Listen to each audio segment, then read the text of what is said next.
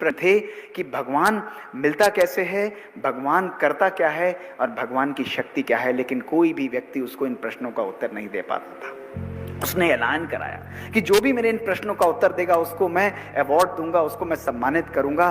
मंत्री का एक छोटा सा अबोध बालक था, बहुत बुद्धिमान था। उसने कहा, पिताजी मैं इस महाराज के प्रश्नों का उत्तर दूंगा। अगले दिन पहुंच गए और महाराज ने कहा, तू बच्चा, तू इतना अबोध बालक, तू मेरे प्रश्नों का उत्तर देगा? उसने कहा, हाँ मैं दूंगा। उसने कहा, बताओ मेरे पहले प्रश्न का उत्तर। उसने कहा, महाराज आपके दरबार में कोई मेहमान आया है, आप सम्मान नहीं करेंगे? उसने कहा, हाँ हाँ बताओ मैं क्या करूं। उसने कहा, मंगवाइए एक सोने का गिलास और उसमें दूध मंगवाइए, फिर मैं आपके पहले प्रश्न का उत्तर दूंगा। और जैसे ही दूध आया, बच्चे ने अपनी उंगली ली और उसके अंदर अपनी उंगली को हिलाने लगा और 15 मिनट हिलाता रहा। उसने कहा, ये क्या कर रहे हो?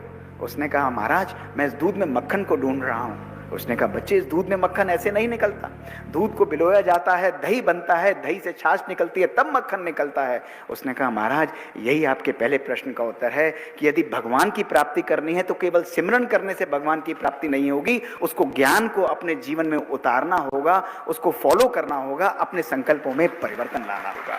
महाराज बहुत खुश हुए। उसने कहा, बेटा दूसरे प्रश्न का उत्तर दे कि भगवान की शक्ति क्या है। उन्होंने कहा, महाराज आइए मेरे साथ। एक अंधेरे कमरे में ले गया और कहा कि महाराज इस कमरे से अंधेरा मिटाना हो तो कितने दिए जलाने होंगे? उन्होंने कहा, एक। और बच्चे ने माचिस ली और जला दिया एक दिया। उसने कहा, देखिए महाराज प्रकाशमान हो गया, यही भगवान का कार्य है।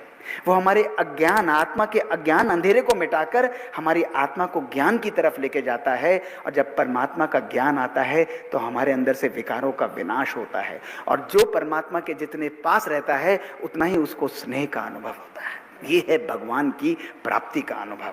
महाराज बहुत खुश हुए और दरबार में आए और उन्होंने कहा, बच्चे अब तीसरे प्रश्न का उत्तर दे कि भगवान की शक्ति क्या है। तो मुस्कुराने लगा। महाराज ऊपर बैठे थे, बच्चा नीचे खड़ा था। तो बच्चे ने कहा, महाराज एक बात बताइए, आप इस तीसरे प्रश्न का उत्तर मुझसे राजा बनकर पूछ रहे हैं, मेरा शिष्य बनकर पूछ रहे हैं?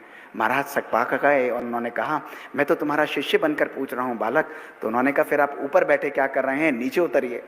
राजा नीचे उतरा सिंहासन से और जमीन पर आया, और जैसे ही वो आया वो बच्चा फुदक कर राजा के सिंहासन पर बैठ गया और मुस्कुराने लगा और कहा, महाराज राजा बताइए। तो राजा ने कहा, प्रश्न का उत्तर दो। उसने कहा, अभी भी आपको प्रश्न का उत्तर चाहिए? यही तो भगवान की शक्ति है कि वो राजा को रंग बना सकता है और रंग को राजा बना सकता है। मैं आपको अंत में यही कहना चाहता हूँ, बहुत विनम्रता से, बहुत सम्मान से, कि परमात्मा को अपने जीवन में आने दीजिए। केवल ज्ञान का सिमरन नहीं, उसकी धारणा, उसके प्रेम